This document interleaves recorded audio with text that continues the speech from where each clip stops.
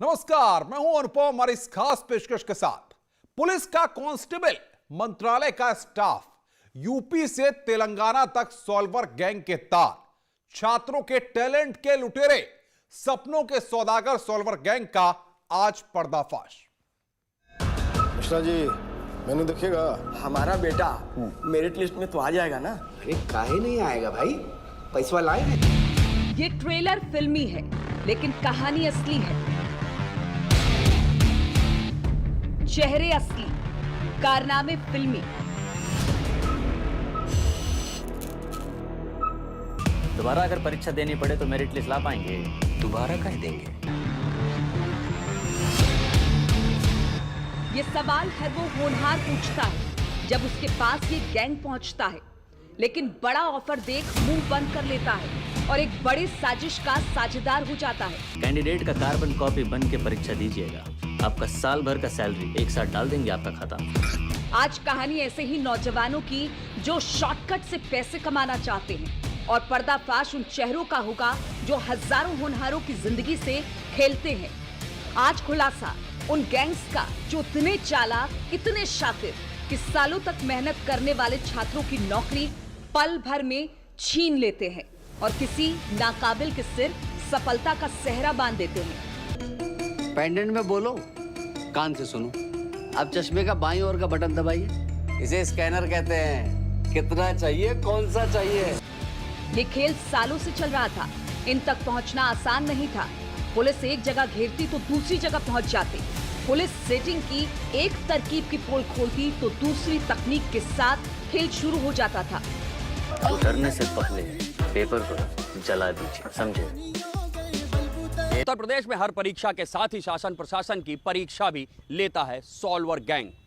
सिपाही से लेकर पीसीएस तक की परीक्षाओं में सेंध लगाने की तैयारी में रहता है सॉल्वर गैंग। सिपाही चपरासी से लेकर के सीनियर पीसीएस अधिकारी भी सॉल्वर गैंग से जुड़े हुए हैं। लेकिन ऑपरेशन सॉल्वर गैंग आसान नहीं था।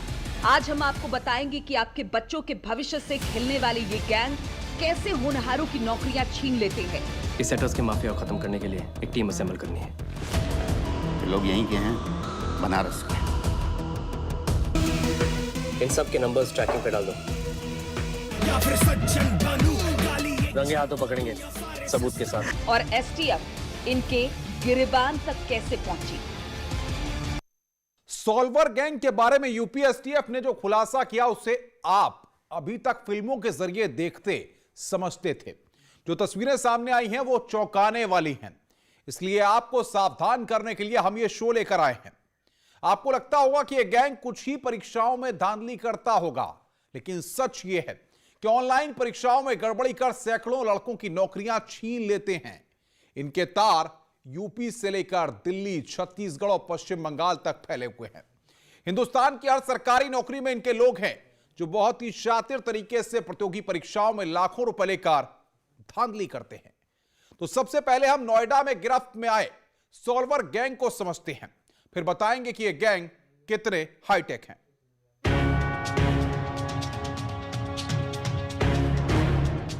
नोएडा सेक्टर 58। सरकारी नौकरी में धोखाधड़ी करने वालों को पहचानिए। ये आपके बच्चों के गुनहगार हैं। ये छात्रों के करियर बर्बाद करने वाले शातिर सेटर्स हैं। 29 नवंबर को नोएडा पुलिस कमिश्नरेट ने सॉल्वर गैंग के 9 आरोपियों को गिरफ्तार कर लिया। जिस वक्त इन्हें पकड़ा गया, ये सभी एक परीक्षा में शामिल होने गए थे। सेक्टर 58 थाना क्षेत्र के अंतर्गत सेक्टर 62 में एक परीक्षा केंद्र है आयोन डिजिटल, जहां पर परीक्षा थी। उस परीक्षा केंद्र पर ये संज्ञान में आया कि कुछ लड़के, कुछ अभ्यर्थी ऐसे हैं जो किसी दूसरे की जगह परीक्षा देने आए हुए हैं। सुबह 8:15 पर इनमें 3 लड़के दिल्ली पुलिस भर्ती के लिए हो रही परीक्षा में किसी और की जगह आई कार्ड लेकर पहुंचे थे, लेकिन चेकिंग के दौरान इनकी पोल खुल गई और इन्हें गेट पर ही रोक दिया गया और पुलिस को सूचना दी गई।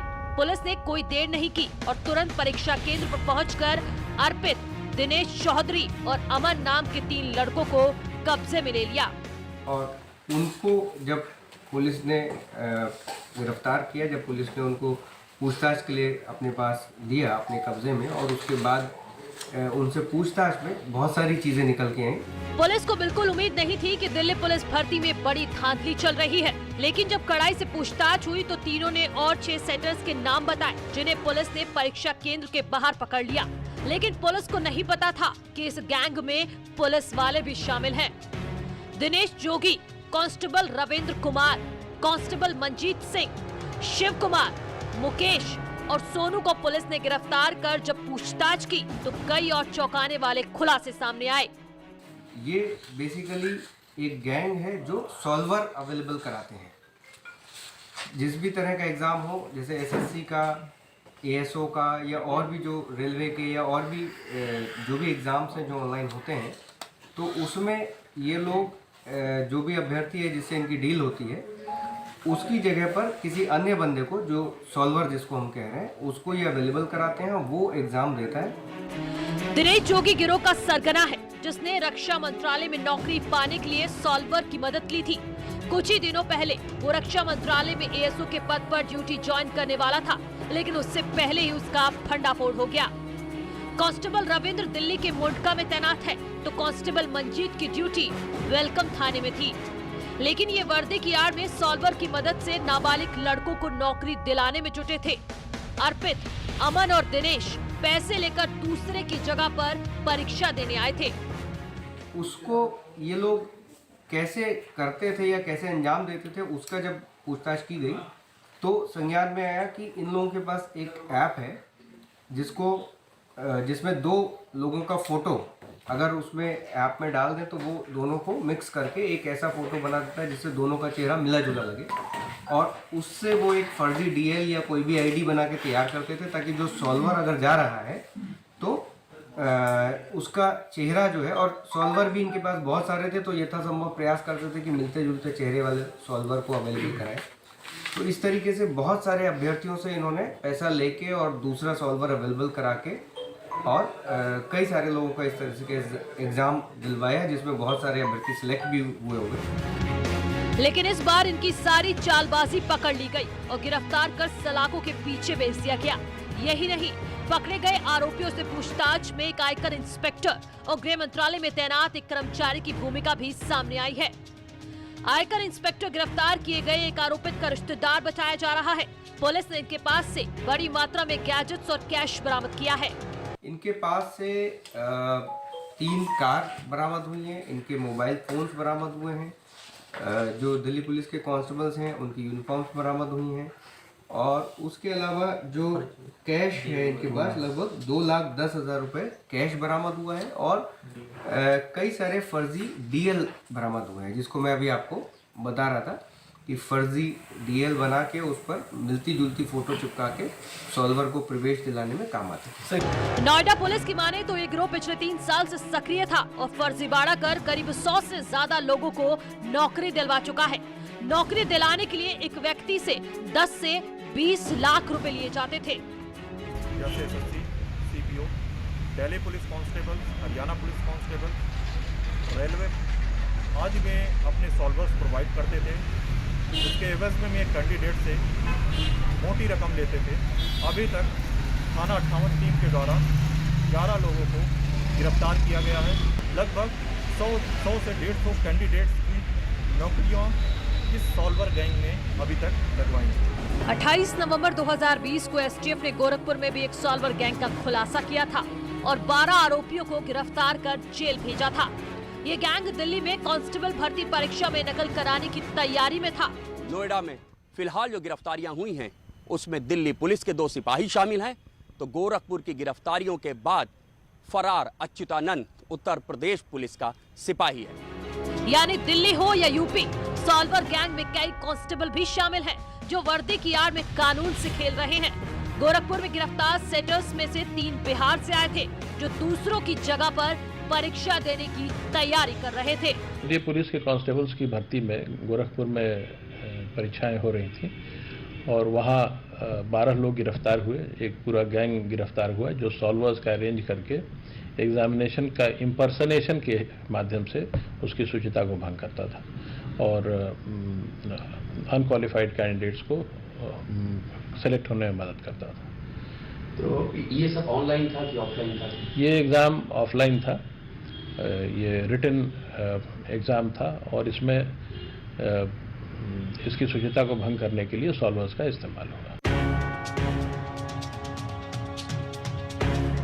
ऑनलाइन परीक्षा हो या ऑफलाइन, सॉल्वर गैंग के पास सरकार की सारी व्यवस्थाओं को तोड़कर जालसाजी करने के तरीके हैं। शुरू में एसटीएफ को लगता था कि सिर्फ ऑफलाइन ही धोखाधड़ी होती है, लेकिन जैसे जैसे सॉल्वर गैंग की दुनिया में एसटीएफ दाखिल हुई, नकल कराने की हैरान करने वाली टेक्नोलॉजी सामने आने लगी। इसके साथ ही कई ऐसे चेहरे भी बेनकाब हुए जो सरकारी व्यवस्थाओं से ही जुड़े हुए थे और अकूत पैसे कमाने के लिए ब्रिलियंट छात्रों के भविष्य से खेल रहे थे।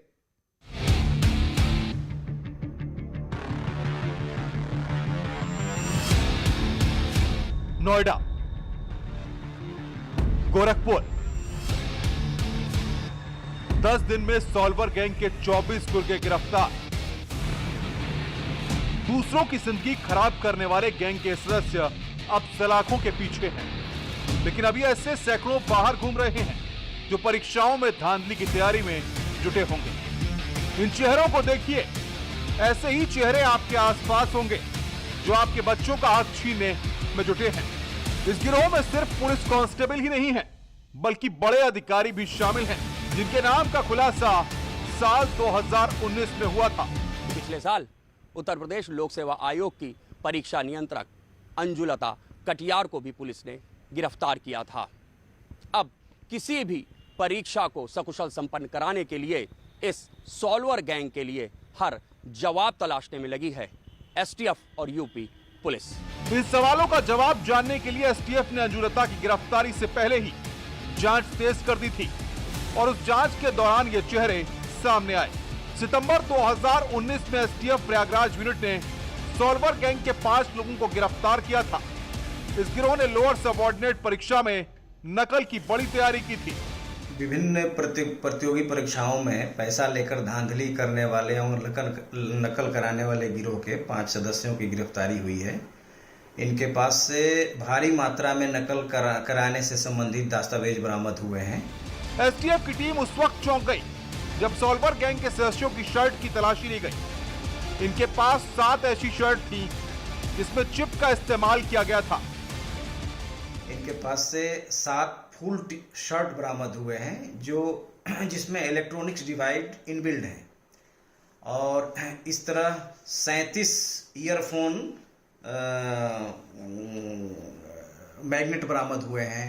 इनके पास से 1,24,00,000 के 23 चेक बरामद हुए हैं और 25 चेक बरामद हुए हैं जो ब्लैंक चेक। यानी इस गिरोह ने 100 से ज्यादा सीटों का सौदा किया था और परीक्षा में धांधली करने की तैयारी में जुटा था। इसके लिए 1000 रुपए खर्च कर एक शर्ट तैयार की गई थी। इस तरह से 7 शर्ट पर 70,000 रुपए खर्च किए गए थे। एसटीएफ की गिरफ्त में आए सॉल्वर गैंग के सरगना ने बताया कैसे इस शर्ट का इस्तेमाल कर ऑफलाइन परीक्षाओं में नकल कराते थे। मेरा नाम अहमद अली है। मैं इटवा सिद्धार्थनगर का रहने वाला हूं। मैं विगत कई वर्षों से प्रतियोगी परीक्षाओं में डिवाइस और सॉल्वर के थ्रू अनेक बच्चों को पास कराता रहा हूं। एसटीएफ की गिरफ्त में आए अहमद अली अपने गुनाहों को कबूल कर रहा था और वो सब कुछ बता रहा था जिसके जरिए वो नकल कराता था। इस बार आगामी 30 तारीख और 1 तारीख को होने वाली परीक्षा की तैयारी के सिलसिले में हमने फूलचंद यादव से दिल्ली से डिवाइस मंगाई है जो शर्ट युक्त है, जिसकी प्रत्येक शर्ट की कीमत 10,000 रुपये है। अहमद अली डेमो दिखा रहा था और एसटीएफ उसे अपने मोबाइल से कैद कर रही थी ताकि ये समझ सके कि आखिर सॉल्वर गैंग किस लूप होल का फायदा उठाते हैं। इसमें डिवाइस ये है जहाँ पे सिम लगेगी और इससे होकर के तार पूरे इस पे आते हुए ये कॉलर के चारों तरफ मूव किया हुआ है और उसके स्पीकर के रूप में ये डिवाइस है जिसको कान में डाल देना है और उसके बाद डिवाइस वर्क करना शुरू कर देगी। और इस तरह से बिना भनक लगे सॉल्वर गैंग प्रतियोगी परीक्षाओं में धांधली करके कमजोर लड़कों को पास करता था। लेकिन ये तो सिर्फ एक मेथड है। सॉल्वर गैंग ऐसे कई तरीके अपनाता है जिसकी जानकारी एसटीएफ को नहीं थी, लेकिन वो इसकी तह में जाने की कोशिश लगातार करती रही। इसी दौरान ऑफलाइन परीक्षा में प्रिंटिंग प्रेस से भी पेपर आउट कराने का मामला सामने आया। सितंबर 2019 में उत्तर प्रदेश लोक सेवा आयोग की ओर से आयोजित लोअर सबऑर्डिनेट की परीक्षा में कोलकाता की एक प्रिंटिंग प्रेस ने पेपर आउट कराया था। इस मामले में प्रिंटिंग प्रेस का मालिक कौशिक कुमार और उत्तर प्रदेश लोक सेवा आयोग की परीक्षा नियंत्रक मंजुलता कटियार की गिरफ्तारी हुई थी। एसटीएफ की माने तो शुरुआती दौर में प्रिंटिंग प्रेस के अलावा परीक्षा सेंटर से पेपर आउट कर ब्लूटूथ और इलेक्ट्रॉनिक डिवाइस का इस्तेमाल कर धोखाधड़ी की जाती थी। इनमें कई तरीके हैं। कई बार जो प्रिंटर है वहीं से क्वेश्चन पेपर लीक हुए हैं। कई बार ऐसा हुआ है कि एग्जामिनेशन सेंटर से जो कुछ समय होता है पेपर के खुलने के और एग्जामिनेशन के कमरे में देने के बीच में पेपर्स लीक हो जाते हैं, क्योंकि अब मोबाइल फ़ोन से इनकी फ़ोटो खींच करके व्हाट्सएप या अन्य सॉफ्टवेयर के माध्यम से बाहर भेजी जा सकती है और उन्हीं सॉफ्टवेयर के माध्यम से जवाब 10-15 मिनट के अंदर में प्राप्त किया जा सकता है। लेकिन जैसे जैसे जांच आगे बढ़ती गई, हाईटेक गिरोह का पर्दाफाश होता गया और ये गिरोह इतने हाईटेक थे जिन्हें पकड़ना आसान नहीं था। इतना ही नहीं, एसटीएफ ने जब जाल बिछाना शुरू किया तो एसटीएफ ने ऑफलाइन धांधली करने वालों के तरीकों की पहचान कर ली थी और इस आधार पर पिछले 2 साल में कई सॉल्वर गैंग का भंडाफोड़ किया गया। लेकिन सबसे बड़ी चुनौती ऑनलाइन धांधली को रोकना था और वो बायोमेट्रिक तकनीक को कैसे धोखा देते हैं, इस बात को भी समझना था।